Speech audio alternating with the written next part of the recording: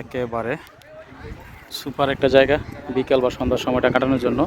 এখন ভাটার সময় দেখে মানুষ ওই দূর পর্যন্ত যেতে পারছে। জোয়ারটা ঘন্টাখানেক আগে গেছে। কখন জোয়ার আসে কখন জোয়ার যায় স্থানীয় মানুষদের কাছে, বিশেষ করে জেলেদের কাছ থেকে জেনে নেবেন।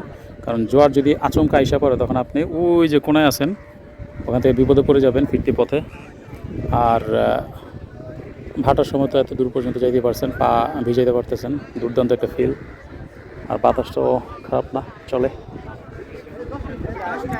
আসেন ঘুরে যান। রাস্তার অবস্থা ভালো না, তারপরে প্যারা নেই।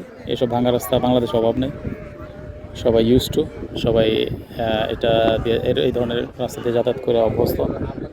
আর এখানে আসেন, আনন্দ পাইবেন। জোয়ার থাকলে একটু বেশি। এই দেখেন একটা জায়গায় পানি জমে আছে এখনও, দেখাই। সবগুলো শুকিয়ে গেছে কিন্তু এই জায়গাটা পানি জমে আছে এখনও। আবার পানি আসবে, আবার ভরে যাবে সবগুলা, আবার পানি যাবে, আবার পানি যাবে। তখন মনে করেন যে আবার শুকিয়ে যাবে, এরকম আর কি বিষয়টা। সদ্য পানি নামছে এই জায়গা থেকে।